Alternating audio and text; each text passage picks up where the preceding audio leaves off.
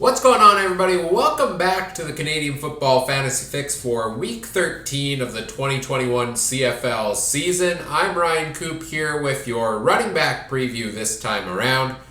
Taking a look at all the running back options for this week of CFL Fantasy. If you missed it, go back, check out. I released the quarterback preview earlier today. Going over all the best options at that position. And stay tuned. On Thursday, I'll have your wide receiver and defensive preview. And Friday, I will have a depth chart update to help get you all set for locking in your lineups for Week 13. Let's dive right in and take a look at the running back options for this week.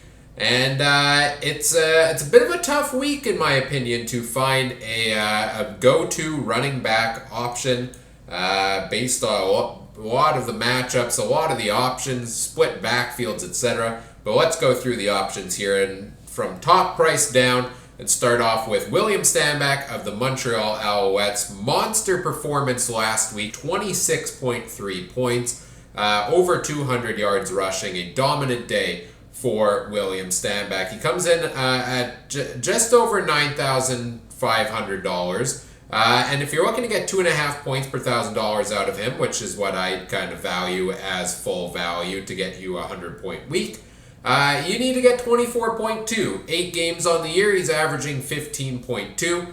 I have him as a yellow light option this week. Could be a great play for you, but I'm a little bit cautious in that regard. And here's why. His salary has risen quite a bit from what it was the week before based on that performance. He's had fantastic games, on the ground with 100-yard games week after week this year. But I think the price is inflated so much where that 24.2 points, that's a tough total to hit on any given week. And especially against the Riders, who do have one of, if not the best run defenses in the CFL. Last game was against Toronto. They had some pretty good success feeding the ball to Stanback in that one. But 200-yard rushing games are pretty rare in the CFL. And I think we see him fall back a little bit. I think a lot of people are going to bite on Stanback this week after that performance last week. And I'm here saying I think you can find comparable options and save some money and use it at other positions. So, yes, Stanback's played pretty well as of late. In the 2 games against Toronto, he's put up over 25 in both of those. In his last 3 games he's played, but then other than that, recent performances by him were 5.2, 11.2, 15.8, 12.3. So he gets a lot of yards on the ground, but he doesn't get a whole ton through the air most games, doesn't get those receptions, and touchdowns are hard to bank on. Sometimes yes, sometimes no. So at close to $10,000, I'm not sold on Stanback hitting you the 24-point week again this week against Saskatchewan. James Wilder Jr. I also have as a yellow light category. He's coming off a bye week. Last game out for him, last 2 games against Winnipeg, 6.6 and 7.2 were his performances in those 2 games. He started the year very, very strong. James Wilder Jr. did. 3 of his first 4 games were 18 points or more. He's had a couple games of over 25. You need 22.1 out of him, but I feel like he's cooled off a little bit along with the rest of the Edmonton team in recent weeks when they've been struggling. He has a matchup this week with a Hamilton defense that I think is one of the better ones in the league against the run as well. I could see Cornelius, you leaning on Wilder a little bit here and there, or I could see the Elks trying to force it through the passing game yet again.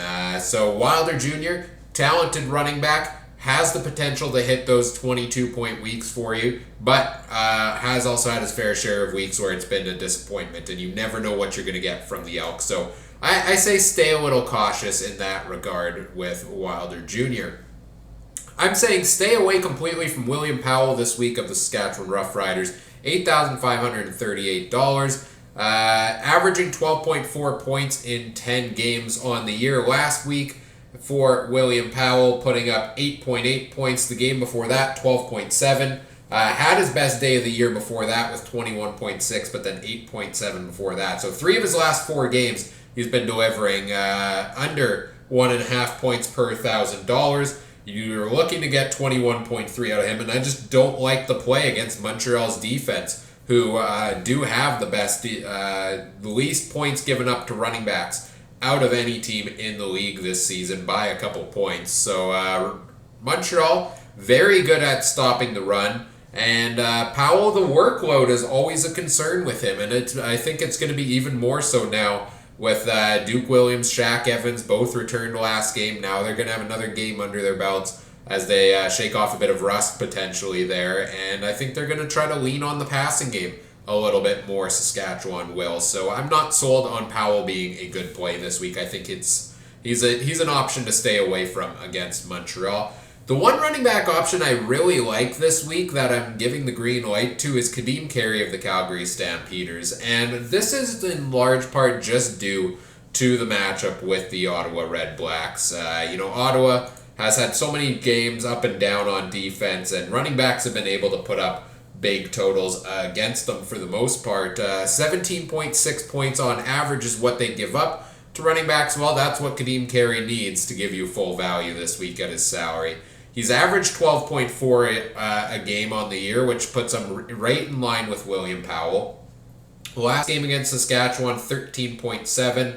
Other recent performances, 10.9, 22.8, and 8.6. So it's been a little bit up and down for Kadeem Carey, but I like the matchup with Ottawa. I think this is a game where we could see Calgary get ahead a little bit. And, Bo Levi Mitchell hasn't really lit up the passing game as of late, and they've had to rely a little bit on the performances of Kadeem Carey. So I do like the potential against Ottawa for him to at least pick up a touchdown and a good chunk of yardage here, which should get you at least, I think, close to, if not hitting the full 17.6 points. So not a lot of great options on the slate this week. I think Kadeem Carey is one of the best ones available. Couple running backs I'm saying stay away from once again. Sean Thomas Erlington of the Hamilton Tiger Cats. If you had him in your lineup last week, you got burned when he was a very last-minute scratch. $6,205. Even when he's in the starting lineup, 8 games this year, he's averaged 10 points. The big problem with Sean Thomas Erlington is the timeshare at the running back position. Malik Irons will probably come in and get a couple plays. Jackson Bennett will probably get a couple plays. If Thomas Erlington is ready to go, he's not going to get the full workload at running back that you normally see from guys like, William Powell, Kadeem Carey, Stanback Wilder Jr., etc. Thomas Erlington is a guy where, the Ticats don't really lean on their run game a whole lot, and when they do, they like to spread the ball around. So I don't like him as a reliable option when it comes to CFL Fantasy, especially against an Edmonton team that is a little bit better at stopping the run than other teams available this week. John White, I also think you should stay away from. His salary has dropped almost $2,000 since what it was earlier this year, and that reflects the fact that it's a pretty split backfield between him and DJ Foster, who we'll get into in a second. But John White has had himself a very disappointing year from a fantasy perspective from a former 1,000-yard running back. We're looking at now 6 games in a row for him that he has put up under 10 points, not being worth the fantasy consideration. The Argos didn't run the ball a whole ton last week, and they split it kind of evenly between him and Foster. So I say stay away from John White, even though the matchup with the BC Lions could be tempting. The option I do like from Toronto, though, is DJ Foster, and it remains to be seen on the depth chart who's going to be the starter, who's going to be the backup. I don't really know if that matters a whole ton for Foster's production, because even when he was listed as the backup to John White, he got in for his fair share of plays, and he's averaged 12.7 on the year, and you need 12.7 to get the full value out of him. Good matchup with BC. There is temptation to say stay away from him for the same reasons I just mentioned with John White. But I think the way the Argos use Foster, they use him a little more in the passing game, which means you're getting a point per reception, and a 5-yard catch is 1.5 points, and he gets a couple of those, or a big gain. He's well on his way to giving you value there, especially, the Lions, while they are not great against the run, they're also not very good against the pass as of late. So if they're going to start using Foster as an extra receiver option like the Argos have many times throughout this year, he could have himself a good day and bring in some big points for you. So I do potentially like him there. There's always the concern of the split backfield again, but he is a pretty solid option available to you this week. I think you should stay away from James Butler at 47.15. He's averaged 10.3 points on the board this year, which is a bit surprising given BC's lack of running the ball. But he's had a couple games where he's put up a touchdown or he's gotten involved in the passing game a little bit.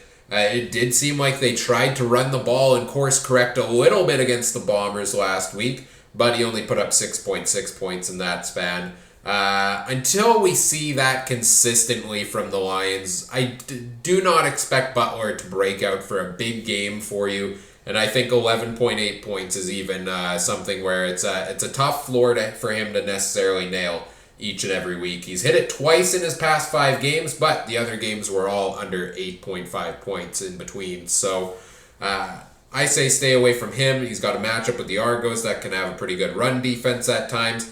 Yes, they did give up 26.3 points to Stanback last week, but I mean, come on. William Stanback is a whole different level of talent compared to a lot of these other running backs in the CFL, and he's showing it this season.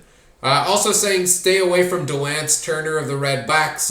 May be tempting as a starting running back to put that $4,000 salary in there, but in his past couple of games, it just hasn't been worth it. 3.2 and 2.9 point totals in his last 2 games for Turner. He started things off with a big 11.6 in his first game of the year, which was good, but it has kind of slid back, and it's hard to really figure out what's going on with Ottawa's offense.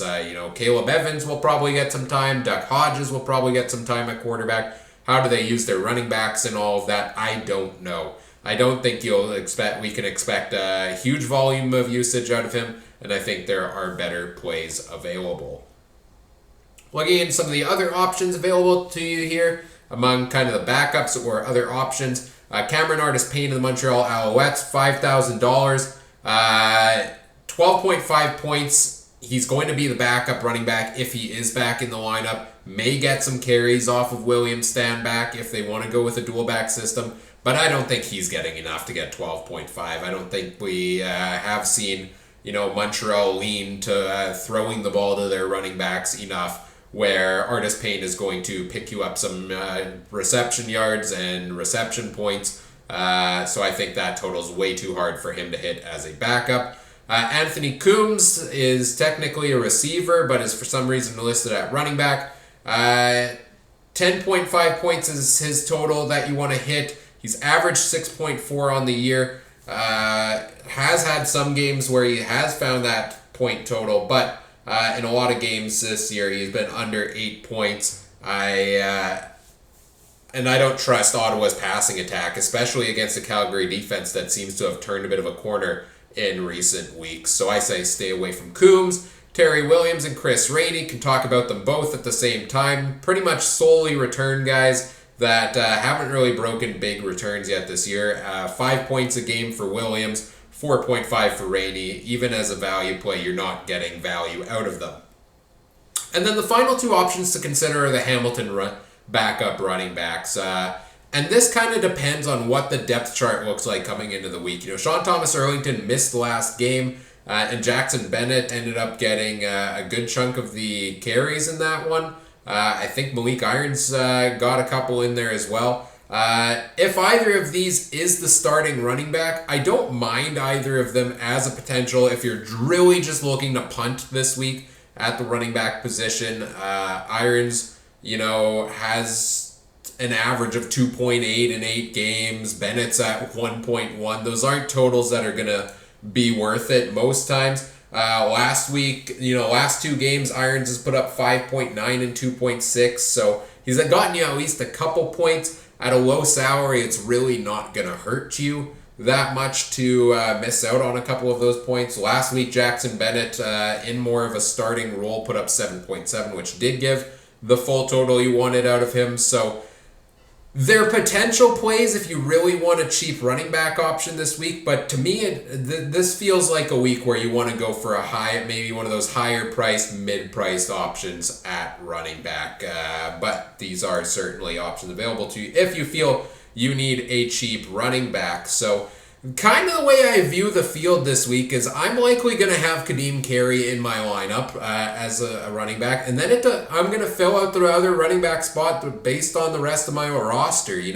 If I feel I have good enough cheap plays elsewhere, maybe I'll put Stan back in there and see if I can afford him and see if he can reproduce that big week from the week before. Or I could see myself leaning on a guy like DJ Foster. So those are your running back options to consider for week number 13. Go back, check out the quarterback options that I released earlier today, and stay tuned on Thursday. I'll go through the wide receivers and the defenses as well. Friday, I'll have a depth chart update so we can see who's starting, who's the backup, and make decisions based on that. Do all the YouTube things, like, comment, subscribe. Let me know what you liked, what you didn't. And if you have any fantasy questions, put them in the comments section or tweet them at me at CooperTrooper42. A link to that's in the description. And if you want to play CFL Fantasy alongside myself and other viewers, check the link in the description to the Canadian Football Fantasy Fix group over on the official CFL Fantasy site. You can play alongside myself and other viewers this week and every week throughout the 2021 CFL season.